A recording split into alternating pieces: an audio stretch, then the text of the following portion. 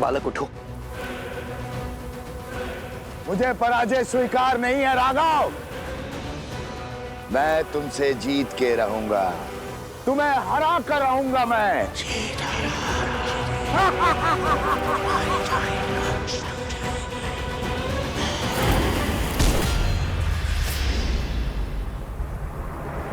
जय महावीर हनुमान, जय जय पवन पुत्र हनुमान, बजरंग बली हनुमान, जय जय महाबली हनुमान, ये समय प्रहार करने का नहीं, प्रहार से बचने का है। बचा सकते हो तो बचा लो अपना राम राज्य।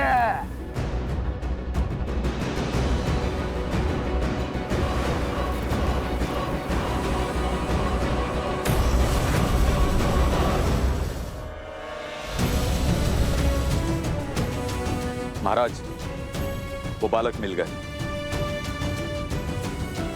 इस बालक को संभालिए आर्य सुमंत। जी महाराज।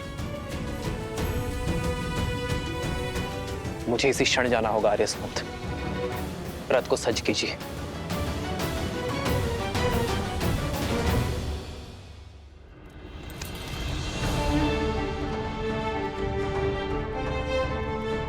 आर्य सुमंत, महाराज जनक से मेरी ओर से क्षमा मांगिएगा।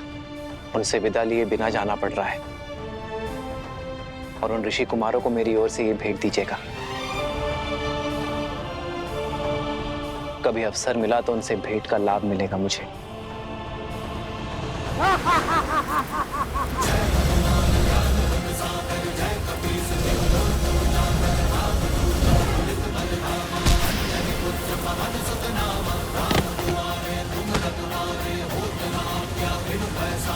प्रभु के पाश में बंधने को सज्ज होना दुष्ट।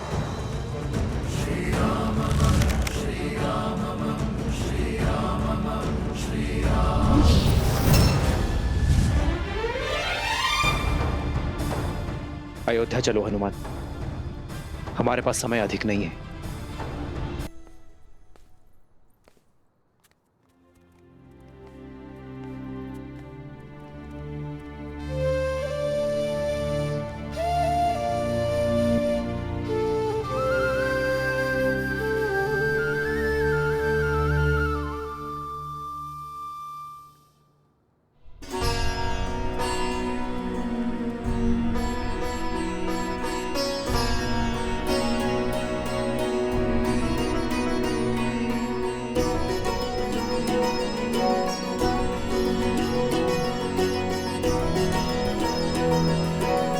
बालकों, मैं जानता हूं तुम्हारी दृष्टि किसे ढूंढ रही है। हम भी कब से तुम्हारी ही प्रतीक्षा कर रहे थे। मैं ये भी जानता हूं कि इतने असंभव चुनौतियों को संभव कौन कर रहा था। ईश्वर की असीम कृपा है तुम दोनों पर। तुम दोनों केवल धनुर्धारी ही नहीं हो, बल्कि बुद्धिमान और साहसी भी हो। धर्म के अर्थ को समझने की क्षमता भी रखते हो। राजाओं से पराक्रमी और वीर भी हो, और बालकों से नटखट भी। मैं और श्री राम तुम दोनों से अत्यंत प्रभावित हैं। और सत्य तो यह है कि जितने उत्सुक तुम दोनों हो श्री राम से मिलने के लिए, उतने ही उत्सुक श्री राम भी थे तुम दोनों से मिलने के लिए। किंतु दुर्भाग्यवश उन्हें एक राक्षस को खदेड़ने के लिए जाना पड़ा। ये श्री राम की माला है। वही माला तुम दोनों को भेंट करना चाहते थे।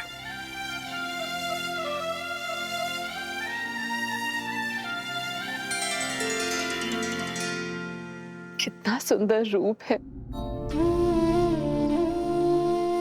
इतना सुंदर भाव और स्वभाव है, इतनी नम्र छवि। तुम दोनों को देखकर किसी का स्मरण हो आया।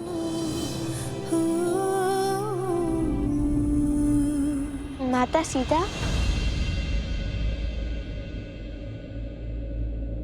माता सीता भी श्री राम के साथ है? बताइए ना, माता सीता है उनके साथ?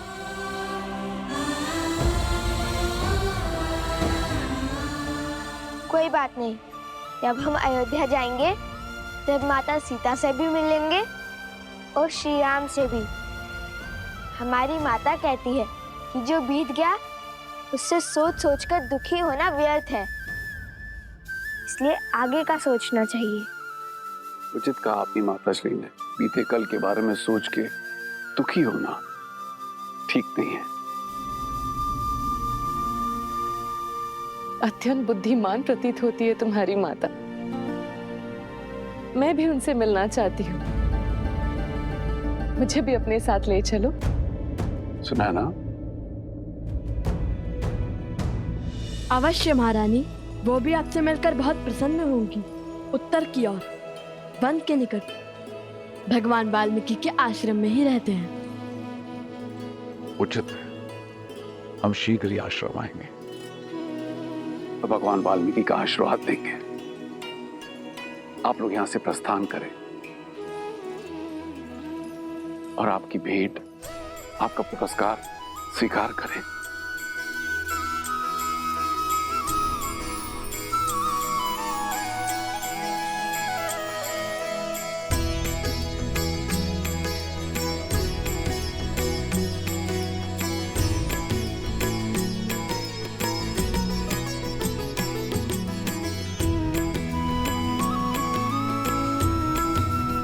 माता, हम सुनैना जी से भी मिले और महाराज जनक से भी।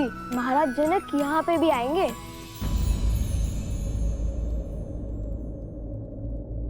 महाराज जनक यहाँ आएंगे?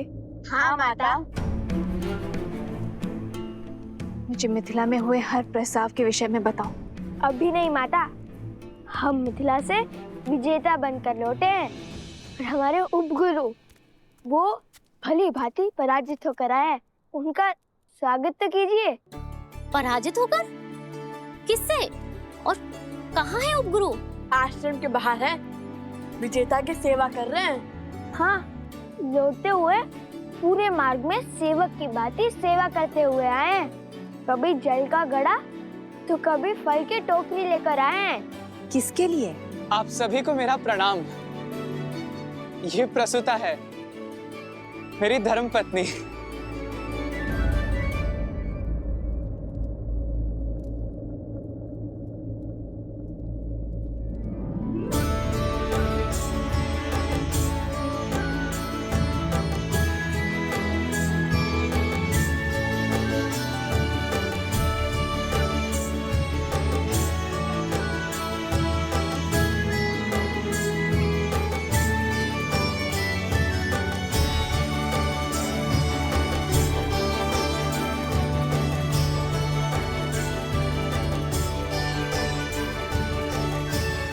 मिथिला की कन्याएं बड़ी कठोर होती हैं। एक बार जो उन्होंने किसी को पति स्वीकार लिया तो यमराज भी उनका मन नहीं बदल सकता।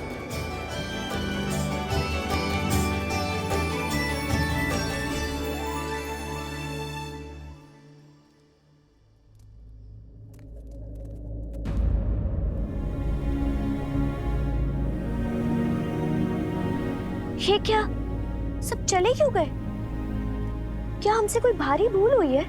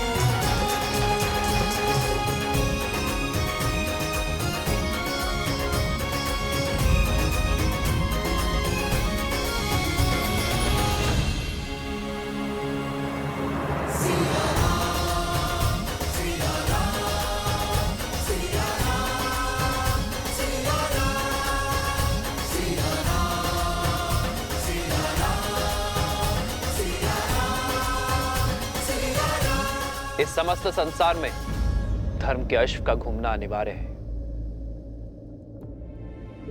मैंने स्वयं सहस्त्रमुख रावण को मिथिला में विष फैलाते देखा है। उसने एक बालक को अपने माया के भ्रम से बांधा था। किंतु अच्छी बात यह है कि बालकों पर कुविचारों का प्रभाव विलंब से होता है, इसलिए सहस्त्रमुख रावण सफल नहीं हो पाया। किंतु अब हमारे पास समय शेष नहीं है। हमें शीघ्र अतिशीघ्र अश्वमेध यज्ञ प्रारंभ करना होगा। महाराज, क्या अब आप दूसरा विवाह करेंगे अथवा भाभी मां सीता को?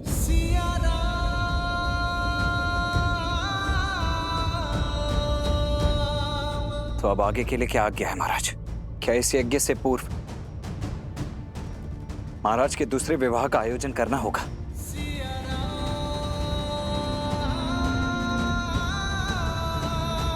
इसकी कोई आवश्यकता नहीं है लक्ष्मी।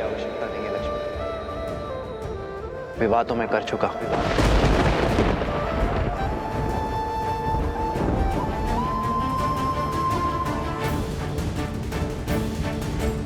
7 दिन के पश्चात मैं प्रजा के सामने अपनी पत्नी के साथ उपस्थित हो जाऊंगा।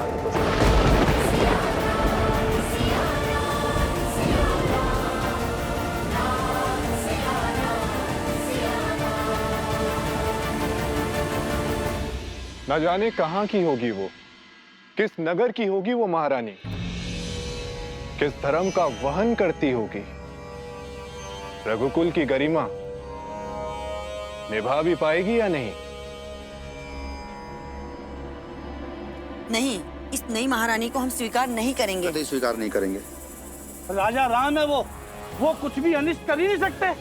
उन्होंने विवाह किया क्योंकि यही उचित था। राजा है इसका तात्पर्य नहीं कुछ भी अनुचित करेंगे। हमारे महाराज ने हमेशा उचित कार्य ही किए हैं। ये उचित नहीं है। यही उचित है। ये उचित नहीं है। यही उचित है। अन्याय है ये। आप ये कैसे कह सकते हैं? क्योंकि हमारे महाराज ने ध्यान रखा ही है।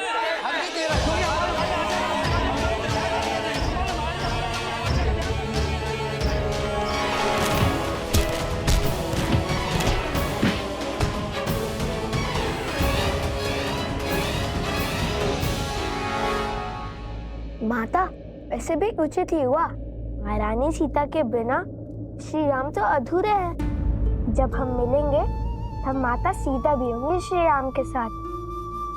और तब तक के लिए श्री राम की भेंट है ना हमारे पास।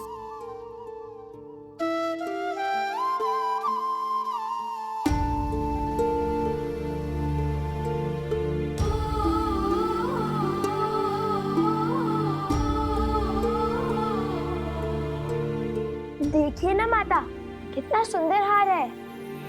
राम सिया राम सिया राम सिया राम, राम सिया राम सिया राम, राम सिया राम सिया राम सिया राम, राम सिया राम सिया। मेरे साथ ना होकर भी मुझे पथ दिखाया है तुमने सीते।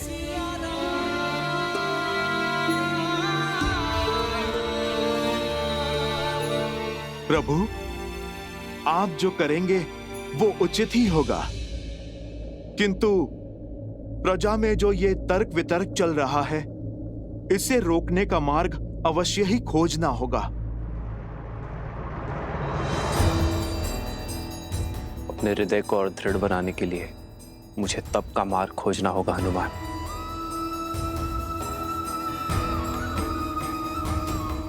जब तक मैं इस कक्ष में हूं, मेरे एकांत में कोई बाधा ना डाले हनुमान।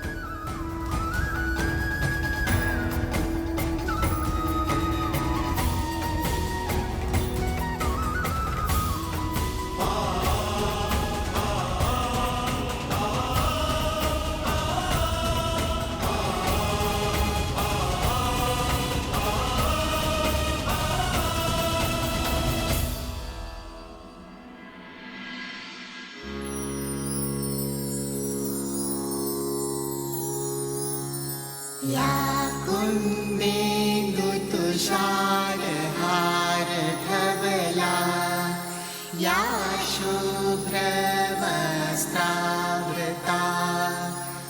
या वीणा वरदण्डमण्डितकरा या श्वेतपद्मासना या ब्रह्माच्युत शङ्कर प्रभृतिभिः देवे सदा वन्दिता सा मां पातु सरस्वती भगवती निशेषजाड्यापः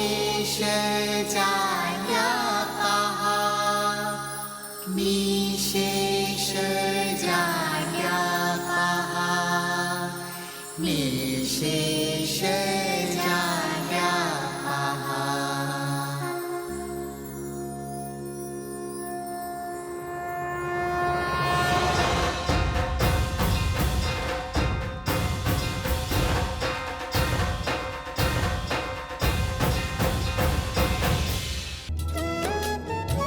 भगवान वाल्मीकि का आशीर्वाद सदा तुम पर बना रहे पुत्रों। उठो। गुरुदेव, आज सरस्वती माता की पूजा क्यों? बताता हूँ, परंतु इससे पहले ये बता दूं कि भगवान वाल्मीकि की क्या इच्छा है। पुत्रों, तुमने मिथिला में अपने शौर्य का परचम लहराया, किंतु अब भगवान वाल्मीकि कुछ और चाहते हैं। उनका आदेश धनुष बाण का त्याग कर हाथ में वीणा उठाने का है, क्योंकि संपूर्ण व्यक्तित्व वो होता है जिसमें केवल बल और बुद्धि ही नहीं, कला भी सम्मिलित हो। और कला के बिना प्रभु भी पशु है। कला तो रावण के पास भी थी। बल, बुद्धि, कला और धर्म, ये चार स्तंभ से व्यक्ति का व्यक्तित्व बनता है। रावण के पास बल, बुद्धि और कला तो थी, किंतु धर्म नहीं था। और वो धर्म क्या है गुरुवर? उस धर्म को भी जान जाओगे जब अपने अगले प्रवास से लौटोगे। कहाँ का प्रवास? अयोध्या।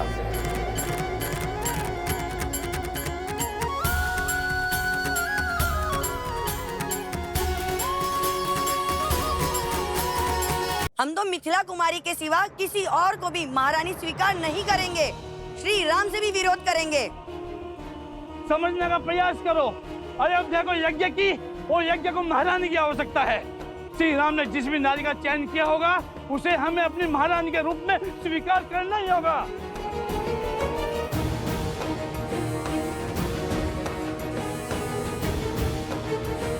कौशल राज, राजा रामचंद्र की, राजा रामचंद्र की, राजा रामचंद्र की, राजा रामचंद्र की।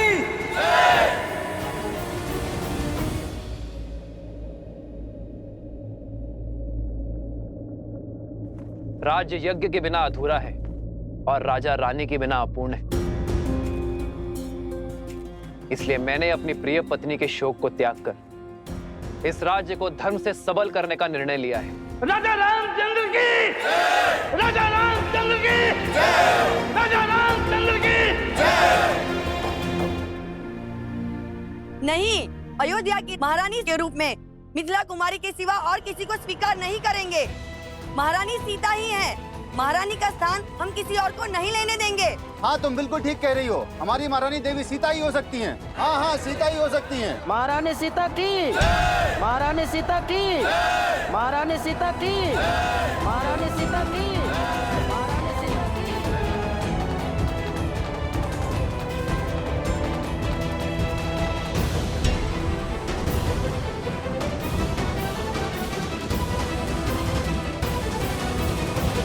भगवान ने हमें अयोध्या जाने का आदेश दिया है। कब जाना है? वो अभी, आज या कल? अति शीघ्र। वहां अश्वमेध यज्ञ आरंभ होने को है। वहां कई राज्यों के राजा, महाराजा और ऋषियों से मिलने का शुभ अवसर प्राप्त होगा। आयुष्मान भव। हम अयोध्या जा रहे हैं। हम अयोध्या जा रहे हैं। अयोध्या जा रहे हैं। प्रभु श्री राम और माता सीता से मिलने। हम अयोध्या जा रहे हैं। कहाँ जा रहे हो तुम दोनों? अयोध्या। प्रभु श्री राम, माता सीता, अयोध्या। वन देवी ही सीता है। हम आ रहे हैं। नहीं, अयोध्या की महारानी के रूप में मिथिला कुमारी के सिवा और किसी को स्वीकार नहीं करेंगे। हाँ, तुम बिल्कुल ठीक कह रही हो। हमारी महारानी देवी सीता ही हो सकती हैं। हाँ हाँ, सीता ही हो सकती हैं। महारानी सीता थी, महारानी सीता थी, महारानी सीता थी, महारानी सीता थी।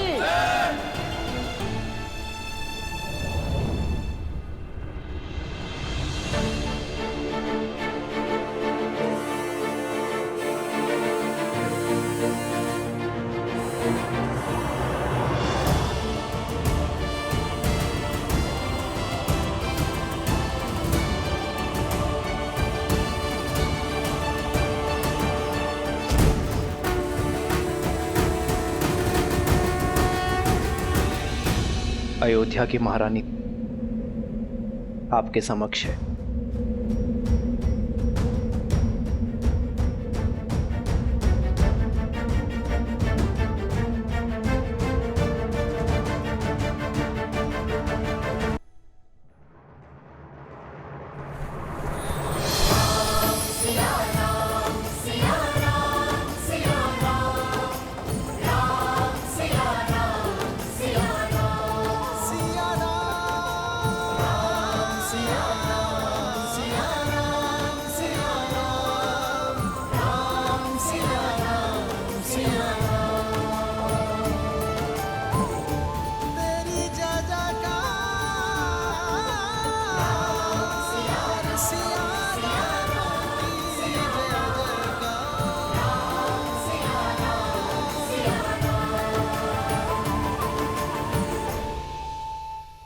कर्म, शब्द और मन, ये तीनों मानव जीवन के अभिन्न अंग हैं। और विवाह वो बंधन है जो पति पत्नी को इन तीनों से बांधता है। ये बंधन अटूट है और जो इससे सरलता से मुक्त हो जाते हैं वो कभी इस बंधन में बंधे ही नहीं। अपनी सीता के बिना ये राम निष्प्राण है और केवल जीव यज्ञ में आहुति देते हैं, निष्प्राण नहीं।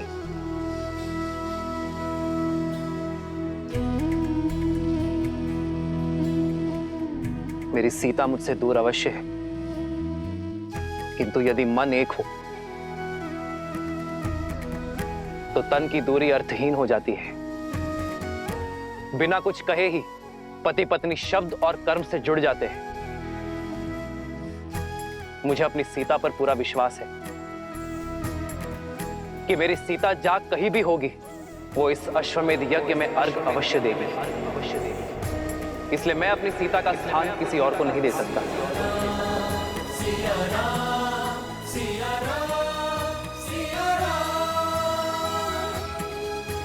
इस यज्ञ में सीता की उपस्थिति अवश्य होगी। इस स्वर्ण प्रतिमा के रूप में, क्योंकि मेरी सीता स्वर्ण की भांति पवित्र है, स्वर्ण की भांति शुद्ध है।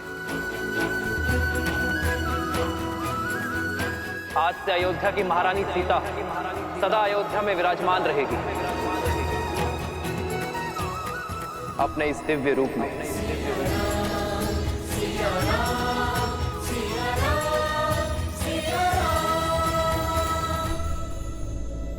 अब आप सभी विद्वान ये निश्चित करें कि मैं इस यज्ञ में आहुति देने का पात्र हूं या नहीं।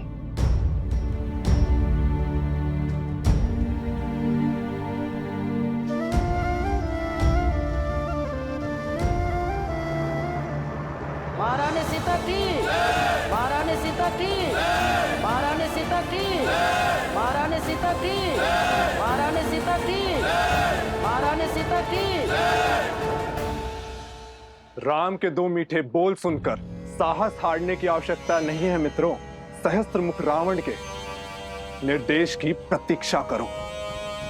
इस दाव का तोड़ उन्हीं के पास मिलेगा। धन्य हुआ आपसा शिष्य पाकर राजन। आपका निर्णय शास्त्रों और वेदों के अनुसार उचित है। कल प्रातःकाल हम विधिवत राज्यसभा में महारानी सीता की मूर्ति स्थापित करेंगे, वो भी आपके स्थान के निकट। आपके समर्थन के लिए धन्यवाद आचार्य।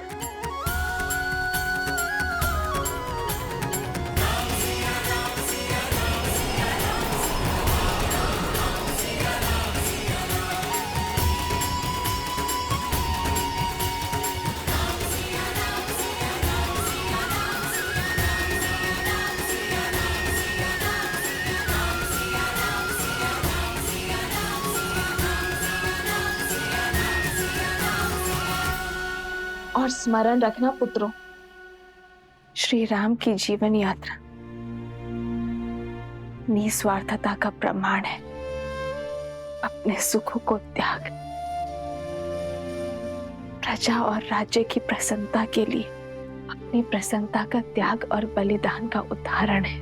समझ गए माता, समझ गए। किंतु जब से हमें अयोध्या जाने का अवसर मिला है, तब से आप हमें त्याग और बलिदान के बारे में क्यों बता रही हैं?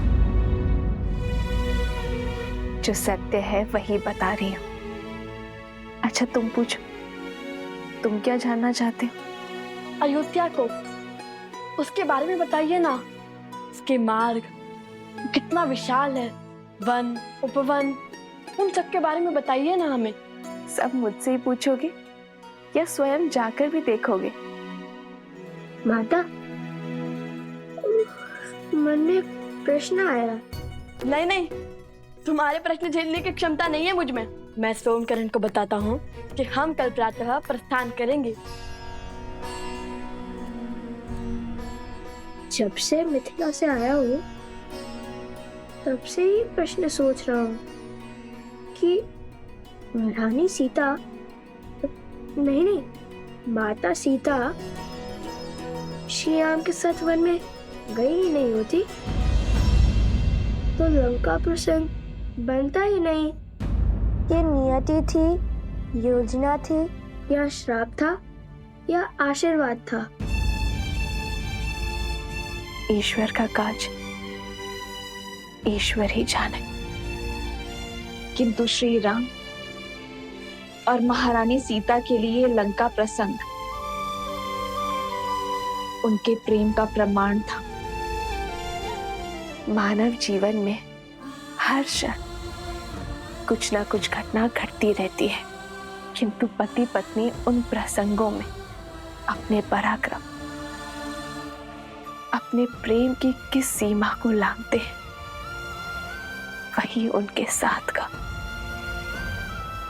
सामर्थ्य का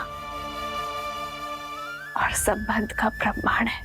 अर्थात श्री राम की महानता, उनकी पत्नी महारानी सीता भी बराबर की भागीदारी है। वह प्रभु के दर्शन के लिए उत्सुक था, किंतु अब अयोध्या जाकर माता सीता के दर्शन के लिए भी उत्सुक हूँ। श्री राम और महारानी सीता बहन थोड़ी ना है कुछ। श्री राम के दर्शन में ही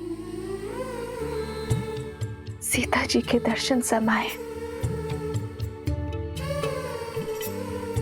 और यदि अयोध्या जाकर सीता जी के दर्शन प्राप्त ना हुए तो हट ना करना पुत्र, समझे?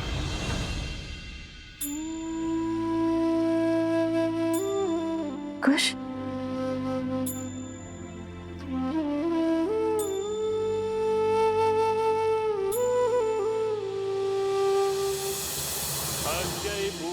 प्रतिष्ठन्तु अस्यै पूर्णा शरन्तु च अस्यै देवत्वमर्चायै मामहेति च कश्चन। ओम श्री मन्मना गणाधिपते नमः। प्रसन्नो भवः, वरदा भवः। सिया राम जय जय राम।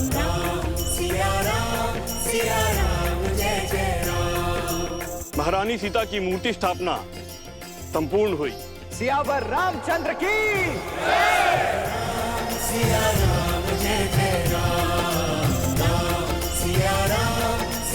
भैया, आज तक मैं आपके बलिदान को पूर्ण रूप से कभी भी नहीं समझ पाया।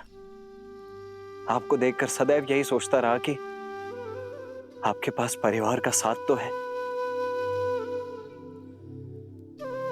आप जाना कि जब मनुष्य के जीवन में स्वजन का साथ ना हो तो परिजनों का साथ भी उसे अकेला कर देता है, परंतु मुझे अपने भैया के साथ के बिना जीना नहीं है भैया। इसीलिए आज मैं आपसे कुछ मांगना चाहता हूं। आप मुझे स्वयं से पूर्व जीवन का परित्याग करने की अनुमति दे दीजिए भैया।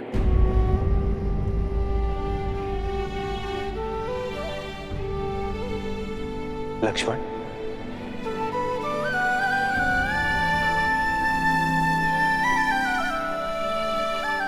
लक्ष्मण,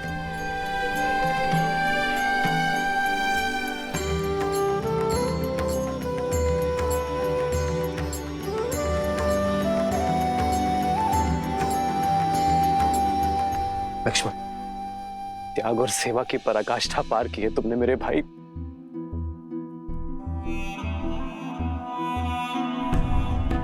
तुम कुछ और मांगो लक्ष्मण। कुछ और मांगने के लिए है ही नहीं भैया।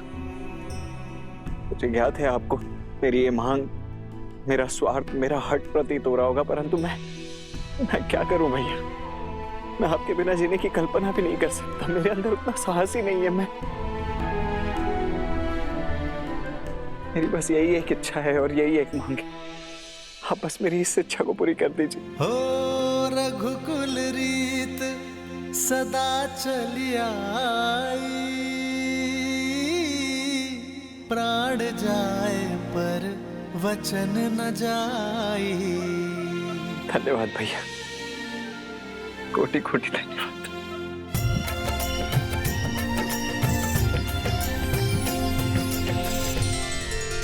महाराज, मेरी भी एक इच्छा है।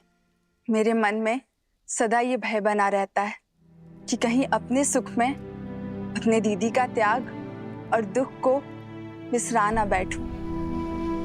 इसलिए वनवास में पहने गए उनके वस्त्र को मैं अपने पूजा स्थल पर रखकर उनकी पूजा करना चाहती हूँ। वो वस्त्र देने की कृपा करें।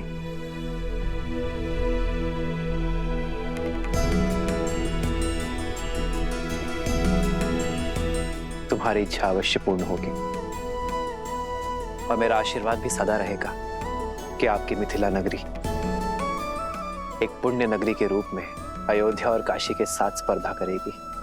धन्यवाद महाराज। धन्यवाद भैया।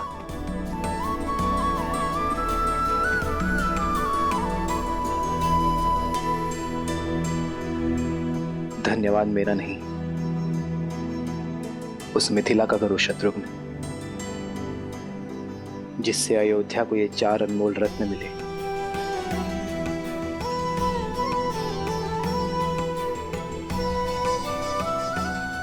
और जिनके तेज से हमारी अयोध्या प्रेम और भक्ति के प्रकाश में नहाई है।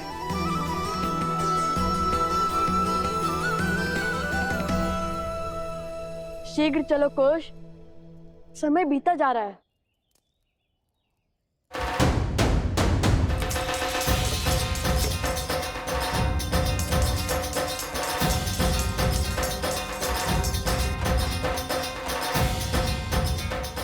अंततः लव कुश का अयोध्या जाने का शौक पूरा होने वाला है। बजाओ। ठीक है, किंतु ये बैलगाड़ी क्यों ले आए? तुम्हारे लिए। भला ऐसे थोड़ी जाने देंगे हम राजकुमारों को। अर्थात ऋषि कुमारों को अयोध्या। हाँ, इसी सजी धजी बैलगाड़ी में जाएंगे हमारे लव कुश, पूरे सम्मान और सुख के साथ। उचित है। और सोमकरण को भी तो इसकी आवश्यकता पड़ेगी। परंतु सोमकरण, तुम्हारी पोटली कहाँ है? यहाँ है।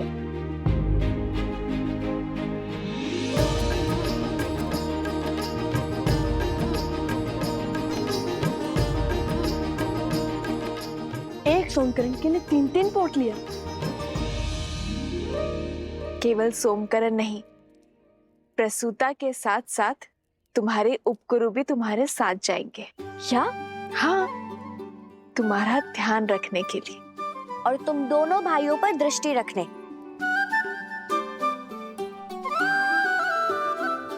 कहाँ है कुश? ओहो कुशब, आ भी जाओ। देखो हमारे साथ चलने के लिए कितने यात्री सज्ज हो गए।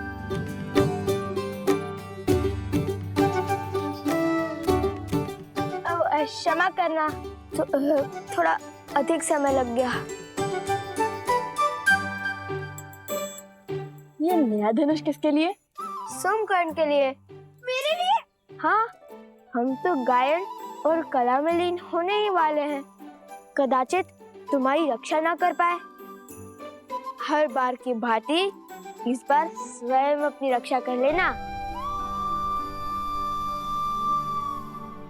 तो क्या हम अपने अस्त्र साथ नहीं ले जाएंगे? वीणा बजाकर रामायण का गान करने वाले को अस्त्र की क्या आवश्यकता है ना गुरुदेव? लाइए। क्या? वीणा। वीणा तो मेरे पास है नहीं।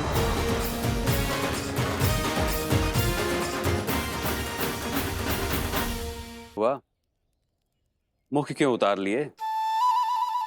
यदि भगवान वाल्मीकि तुम्हें रिक्त हाथ अयोध्या भेज रहे हैं तो इसके पीछे कोई ना कोई कारण अवश्य है। पुत्रों, अपने मन में विश्वास लेकर आगे बढ़ो। मुझे पूर्ण विश्वास है कि तुम दोनों मिथिला की भांति अयोध्या जाकर सबका हृदय जीत लोगे।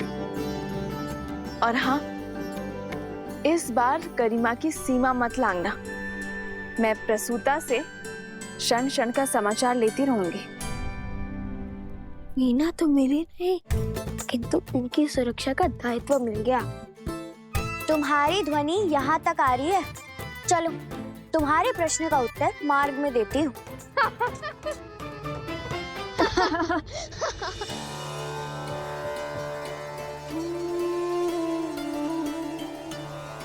तुम्हारा सबसे बड़ा स्वप्न पूर्ण होने वाला है।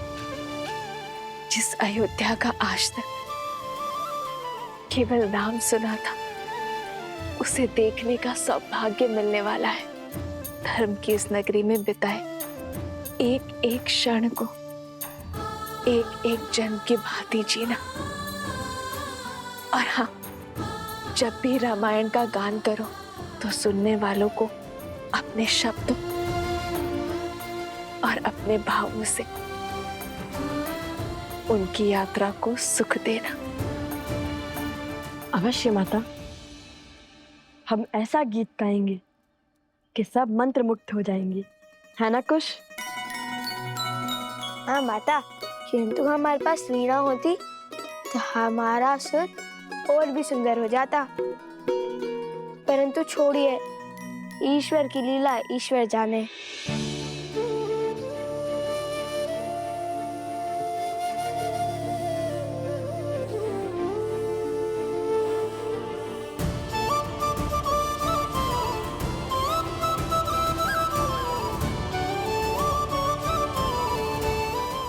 आज्ञा दीजिए माता।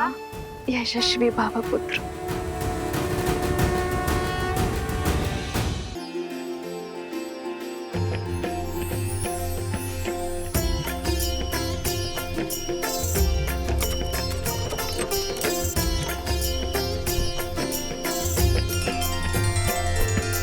राम सिया राम जय जय राम। राम सिया राम जय जय राम। श्री राम, आज आपके पुत्र अपने घर में, अपने नगर में पग धरने वाले हैं। किंतु कितना अच्छा होता यदि मैं स्वयं आपको बता पाती कि रघुकुल के वंशज अपने राज्य में पधार रहे हैं। परंतु किंतु न जाने क्यों सुख के इस क्षण में भय मुझे खाए जा रहा है। किंतु उन्हें पूरा सत्य पता चल गया तो